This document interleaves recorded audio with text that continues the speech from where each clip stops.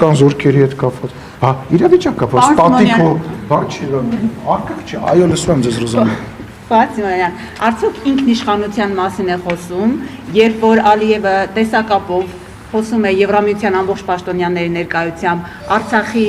Բաքվի բանտերում գտնվող մեր հայրենակիցներին որպես պատերազմի հանցագործներ է անվանում, արցախցիներին սեպարատիստներ է անվանում, որևէ ձևով այդ տեսակապից հետո Փաշինյանը չի արձագանքում, փոխարենը օրինակ Եվրախորհրդի պաշտոնյան ղեկավարը արձագանքում է, երբ որ իրենց հասցեին է ասված։ Գոնե արժեր, եթե նույնիսկ դրանց չէր ասում, որևէ ձևով չէր արձագանքում, գուցե Փաշինյանը հիշեցներ, որ Ստեփանակերտում էլ եկեղեցիներ են ավերնում։ Ես ուզում եմ ասել, որ դուք մտնում եք մի քննարկման մեջ,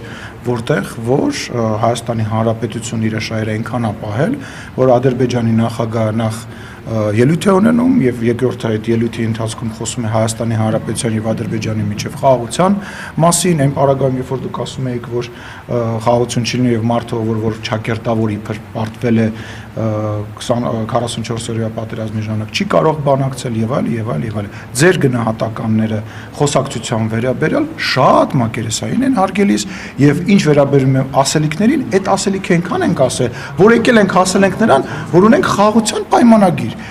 Ասել ենք նրան, որ մեր հարաբերությունները հասել են, որ մենք առևտուր ենք անում իրար հետ եւ ապրանք ենք առնում։ Հիմա գիտեք ինչ, ես հասկանում եմ, որ ժամանակին տենց տրամաբանություն կար, կարելի էր տենց մեծ խոսալ, որովհետև ակնհայտ էր, որ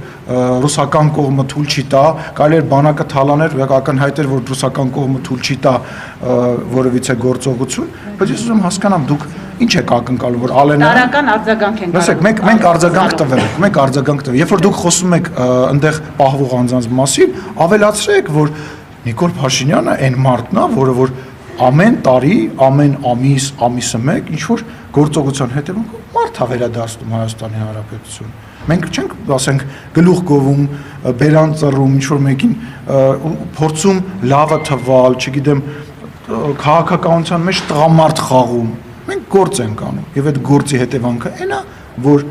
արդեն ընդամենը 19 հոգի է մնացել հաստատված Ադրբեջանի բանտերում։ Իսկ այդ մարդիկ, ովքեր որ մեծ խոսում են,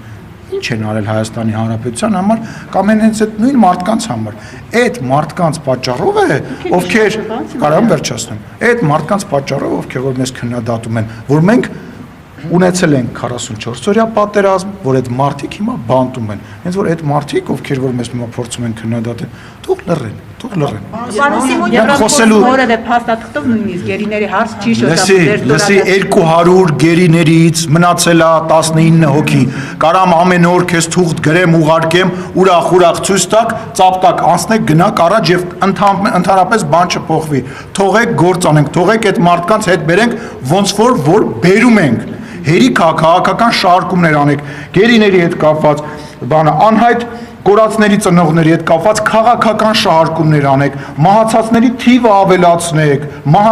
թիվը ավելացնեք, չգիտեմ, ամենի մահի վրա, չգիտեմ, դժբախտության վրա աչոք հավաքեք, հերիք աչոք հավաքեք, մարդկանց ցավի վրա հերիք եղավ, թողեք հայ ժողովուրդը ապրի, թողեք այս մարդիկ ուրախանան, ժպտան, գնան աշխարհ պտտվեն, տեսնեն իրանց համար լավ բաներ առնեն։ Հերիք այդ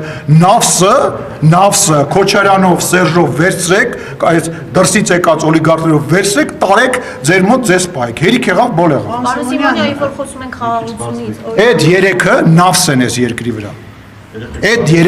երեքը հայ ժողովրդի անեծքն են։ Ռոբերտ Քոչարյանը, Սերժ Սարգսյանը, Սամվել Կարապետյանը, մնացածը բոլորը, որ հիմա եկել են ձև են անում, որ ուզում են իշխանության գան, հայ ժողովրդի անեծքն են։ Պարոն Սիմոնյան, դուք ունեք հարցի պատասխանը, եթե մենք խաղաղություն ունենք արդեն Ադրբեջանի